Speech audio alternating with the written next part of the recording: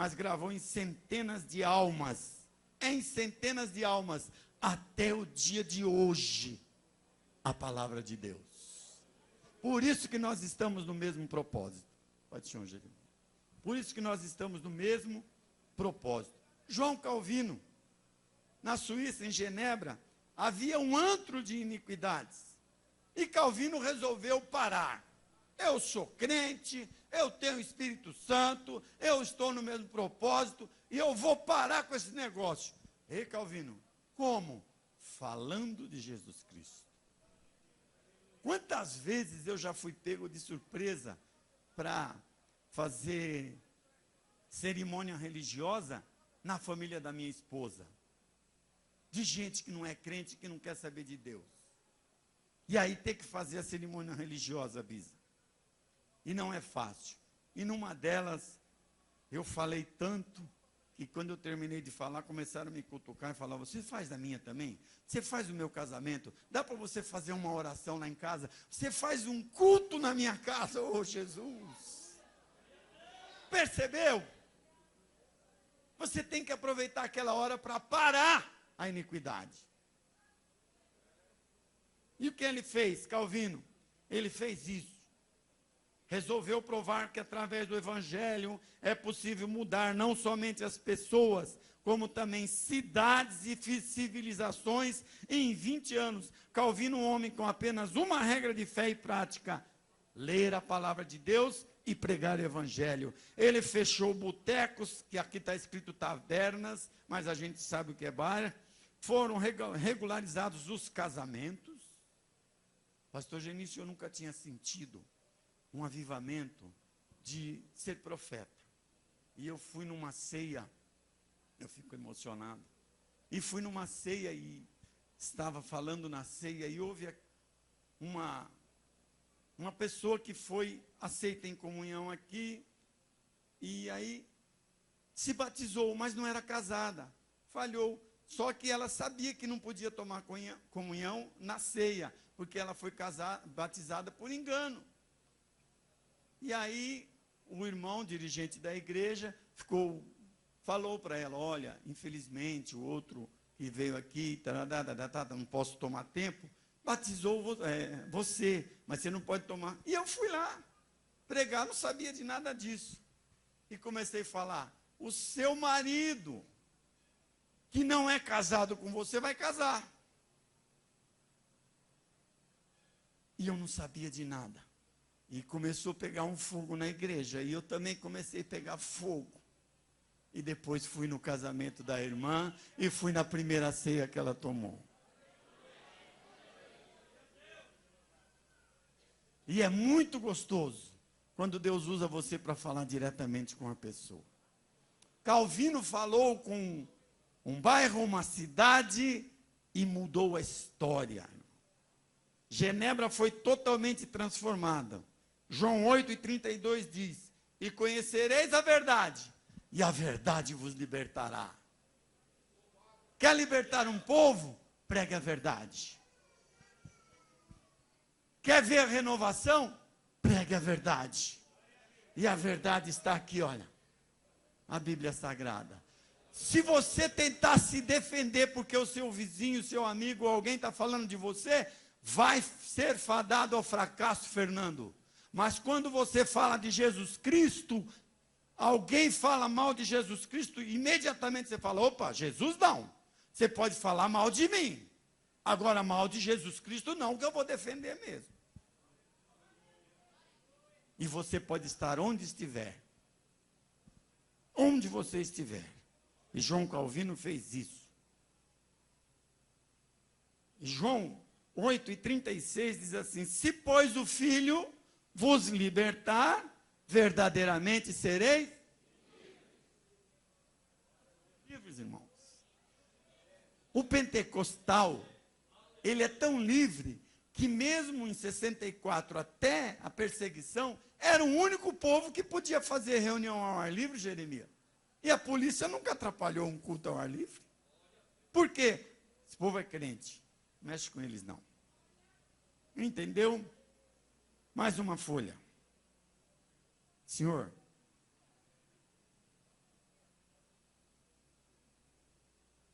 Ah, sim, tem os novos. O pastor está dizendo que vocês que são novos não alcançaram a perseguição do regime militar, e depois de 88, 86 para cá, tudo vale. Você vai na banca de jornal, está tudo escancarado lá, aquele monte de mulher pelada.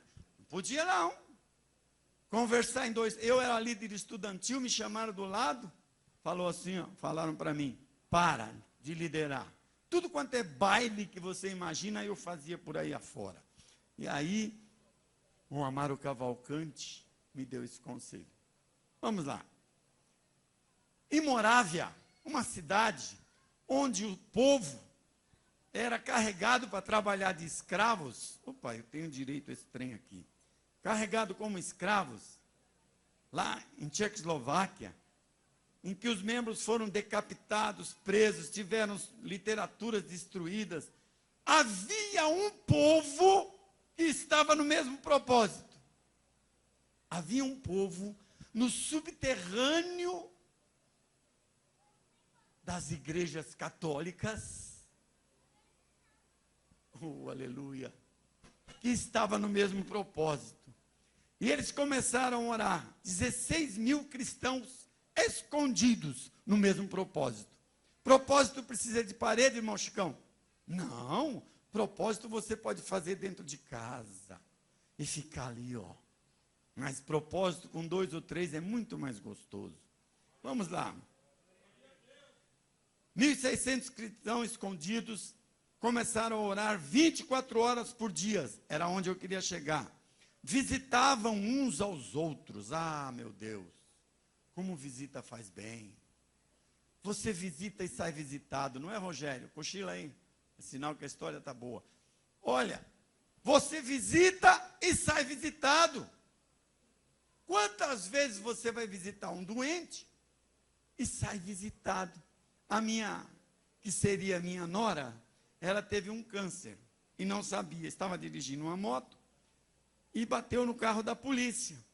E o policial falou, você bebeu? Ela falou, não, eu não estou enxergando. Dá um glória, fazendo favor. Não é assim que faz, pastor? Manda dar um glória e beber água. Então, ela bateu no carro da polícia, o policial levou ela para o hospital, ela estava com câncer, durou 30 dias, mas ela já estava com edital de proclama para casar com o meu filho, com a casa pronta. Aí ela começava a cantar assim.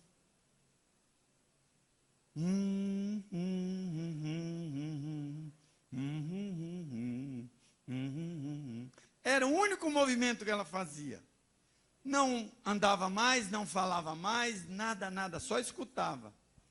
E aí, no dia que ela morreu, o pai dela que foi visitá-la, ela conseguiu levantar, deu um abraço nele e falou assim, pai, o meu Deus me ama mais do que você me ama, por isso ele vai levar para ele. E partiu. E o pai dela aceitou Jesus no mesmo dia e está firme até hoje. E muitos aqui foram no enterro dela. O pastor Genício estava lá. E aí, esse grande avivamento moraviano, houve um grande avivamento, até o dia de hoje. Tivemos muitos focos de avivamentos que não dá para falar, mas não temos espaço para falar de todos, então vamos falar de alguns. Wesley propôs jejum e oração. Eu estava conversando com a Beth Santiago e um dia ela falou assim, como você consegue certas coisas? Eu falei, em jejum. É jejuar e Deus usar. É jejuar e Deus usar. Quando eu sentei aqui, eu estava gelado. Estava ou não estava, meu irmão? Eu estou suando por causa do jejum, por causa da oração. Jejuar e orar. E ele ia orar no mato. Esse negócio de orar no mato é velho. É muito velho.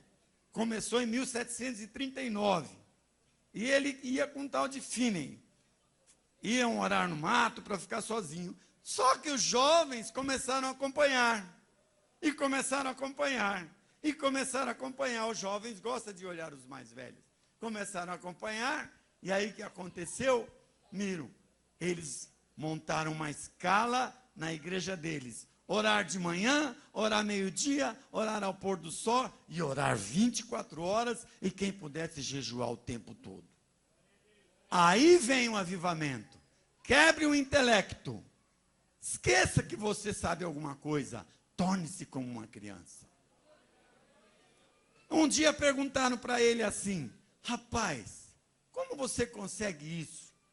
Eu ponho a mão em você, parece que tem fogo. Ele respondeu o seguinte: eu me coloco em chamas, e o povo vem para me ver queimar. Mas ele não estava queimando na fogueira, ele estava queimando no espírito. E eu quero confessar, a irmã Francisca está aí? A irmã Francisca está aí? Um dia nós estávamos numa oração aqui, e eu pus a mão na irmã Francisca, mas eu tomei um choque, Miro. Era a mesma coisa que pôr a mão no reverendo Paulo Macalão. Era a mesma coisa. Pôr a mão nele e tomar um choque. Tá certo? Eu considero, e ele dizia o seguinte: nesta chama que eu tenho, eu considero todo mundo como minha paróquia. Se você estiver no cemitério e te mandarem pregar, é a tua paróquia. Se você estiver no mercado e alguém falar mal de Jesus Cristo, aí é a tua igreja, porque você é a própria igreja. E o Espírito Santo habita em você. E você tem um propósito: ganhar almas para Jesus. Esse é o propósito. Ele dizia: em qualquer parte que eu esteja, eu considero que é certo, correto. Correto, e o meu sagrado dever é declarar a todos que estejam dispostos a ouvir as boas novas de salvação. E a Bíblia diz: quer ouçam, quer não ouçam, fale a palavra de Deus. Amém? E aí, Wesley diz o seguinte recado para mim e para você: dai-me 100 homens que nada temam, senão o pecado. Ter medo do pecado faz parte de avivamento.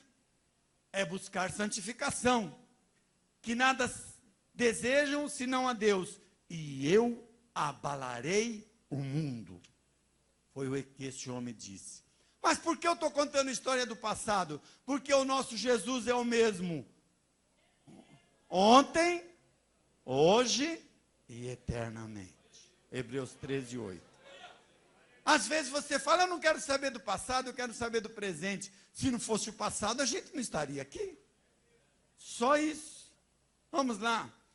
O apogeu, o clímax do avivamento. A história jamais conheceu um movimento religioso que cresceu tanto e com tanta rapidez como ocorre hoje na Igreja Cristã Pentecostal. Não a Igreja Cristã Pentecostal da Bíblia do Brasil, que essa foi fundada por reverendo Epaminondas, com a bênção do meu pai, pastor José Marques Sobrinho, e o papel foi para lá em Madureira, e todo mundo abençoou, e está uma benção hoje. Amém? Quando todo mundo está no mesmo propósito, está no mesmo propósito. Vamos voltar aqui. Foi apenas uma brincadeira que eu fiz. Cristã, o pentecostalismo, a partir de 1900, sem receber ajuda de governos, de qualquer organismo humano, iniciou-se na América do Norte, estendeu-se para a América do Sul, Chile, Argentina, Brasil. Outra coisa, quando houve o terremoto no Japão, consertaram rapidinho o homem. Mas quando houve o terremoto no Chile, que não tinha dinheiro, houve um grande avivamento que a igreja do Chile nem cabe ninguém mais. E tanto que o povo está na presença de Deus. Entendeu? O cristianismo pentecostal não conhece limite de fronteira. Não conhece limite de fronteira. Este movimento é uma investida na motivação pelos santos através de servos, que significa mártir. Alguém que se dá, se gasta e se deixa gastar para estar no mesmo propósito de ganhar almas. Em nome de Jesus e somente no nome dele, dispostos a ensinar e promover avivamentos, seguido de curas, expulsão de demônios e outras coisas. Marcos 16 e 15. Vamos lá? Ide por todo mundo. Quem crê em meu nome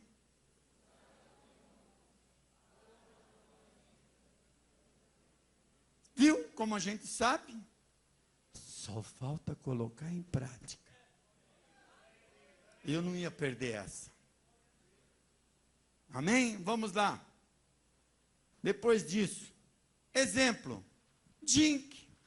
O Dink, o dia que eu aceitei Jesus, a irmã Marli Doreto perguntou assim para mim, ela sabia quem eu era.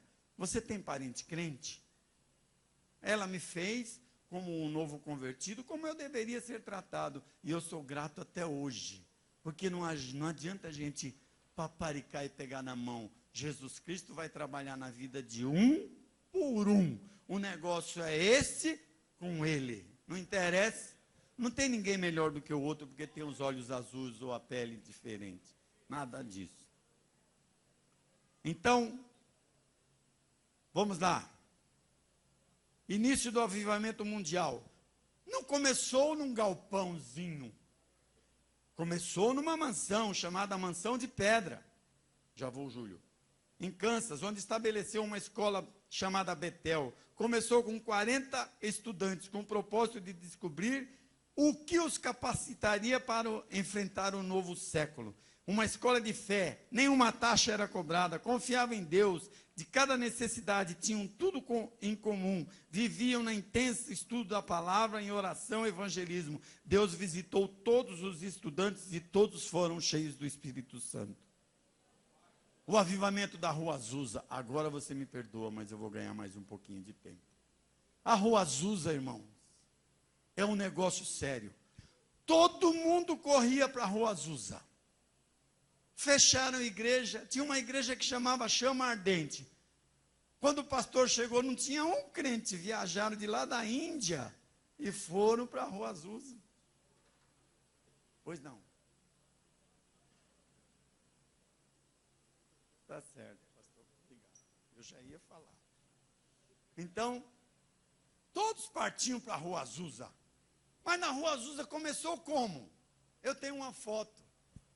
Deixa para lá. Eu tenho uma foto aqui, entre que a igreja está assim, ó, um quadrado. Eles fizeram um quadrado porque o galpão estava abandonado, cheio de tábua, cimento, tudo que não prestava. Primeira coisa que a irmã Francisca falou, para haver um avivamento tem que haver limpeza. Limparam tudo, sentaram nos 30, um olhando para o outro e começaram a orar. E o Espírito Santo desceu tanto, mas tanto, que era missionário, pastor, era tudo quanto é crente do mundo inteiro, ia para a Rua Azusa. E de lá da Rua Azusa saiu um homem que veio para o Brasil e fundou a Congregação Cristã do Brasil. E da Rua Azusa saiu Gunnar Vingre e Daniel Berg. E da Rua Azusa, Deus usou um profeta e falou para eles, vocês vão para um lugar chamado Pará, eles são pobres e falam o português. Sabe quem inventou esse negócio de terno nesse calor todo? Foi Gunnar Vingre e Daniel Berg. Porque eles chegaram no Pará com um calor de 40 graus com essa roupa, mas não tiraram, porque eles tinham um propósito. Prestou atenção? A mensagem do começo ao fim? Eu não sei qual é o propósito de vocês. Eu sei qual é o meu. Mas o nosso é ir para o céu. Vamos lá. Limparam a sujeira, colocaram tábuas no meio, barris velhos, 30 pessoas, e aí sim, começou. Todo mundo ia para a Rua Azusa por causa do Salmo 50 que nós lemos primeiro de tudo. Quem estava aqui e leu o Salmo 50, faz assim com a mão. Bastante gente, não preciso ler de novo. Mas só o último versículo diz assim, ouve, povo meu, e eu falarei. Ouve, ó Israel, e eu te protestarei. Eu sou Deus, o teu Deus. Vamos lá. Algumas igrejas fecharam para ir para a Rua Azusa. Todos eram batizados com o Espírito Santo. Vamos para a Rua Azusa que vai ser batizado com o Espírito Santo. Vai para a Rua Azusa. Cadê os crentes daqui? Estão na Rua Azusa. Dá um glória aí, irmão. Aprendi rápido, não foi, Bisa? Obrigado, hein? Então, O avivamento do Espírito Santo, um irmão chamado Adolfo Indy falou a profecia para Daniel e Gunavingre. Contrariando patrões, saíram com $90 quase que eu falo, pastor. Saíram com $90 de algum lugar e vieram para o Brasil. E chegaram num lugar chamado Belém. Não falavam português, mas saíram distribuindo folhetos. Não sabia se o povo sabia ler o folheto, mas saíram distribuindo folheto. Qual era o propósito deles quando saíram de lá? O propósito era ganhar almas em Belém do Pará, porque Deus mandou. Ganhar almas porque Deus mandou. Vamos lá. Chegaram em Belém, não tinham amigos, não tinham conhecido, não tinham endereço de ninguém, não sabia falar português, tinham na bagagem a certeza de que tinham sido enviados de Deus, e dentro de si havia uma chama e um propósito, a do Espírito Santo. Ficai em Jerusalém, até que do alto vocês sejam cheios. Agora é a última. Conhecereis a verdade, e a verdade vos libertará. Muitos deram a sua vida defendendo para que eu e você estivesse aqui hoje. O propósito de Deus por meio da verdade que liberta. O avivamento tem que ser permanente e não somente uma vez por ano, quando o pastor fala para a gente, ou então faz isso. Tem que ser permanente. Tem que ser assim. E vocês vão falar o resto. Abacuque 3:2. Aviva, ó Senhor, a tua obra no meio dos anos. No meio dos anos notifica. E na ira, lembra-te da misericórdia. Amém? Irmãos, a igreja do Taboão, vocês vão ficar admirados do que eu vou contar agora. 2 minutos, Júlio. A irmã Teresa Rodrigues, ela começou a orar por um homem endemoniado, Paulo. Para que aquele homem endemoniado se tornasse o pastor da igreja. Ei, que isso? É muita fé, Jeremias. Porque ela era mulher, o senhor sabia disso, pastor? Ela era mulher, e mulher sempre acha que o homem é que tem que tomar a direção. Mas não tinha homem que fosse capaz. E ela começou a orar. E o único que apareceu lá endemoniado, dando trabalho, cadê o Vitor? Foi o padrasto do Vitor. Morreu com 115 anos.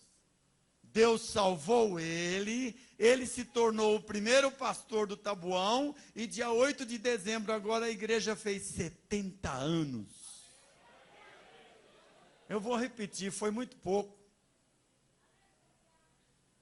A irmã Teresa, mãe da Ábia, que está ali, orou para que o endemoniado fosse salvo. Olha o propósito. Ele foi salvo, se tornou dirigente da igreja, e essa igreja fez 70 anos. Que Deus nos abençoe, em nome de Jesus.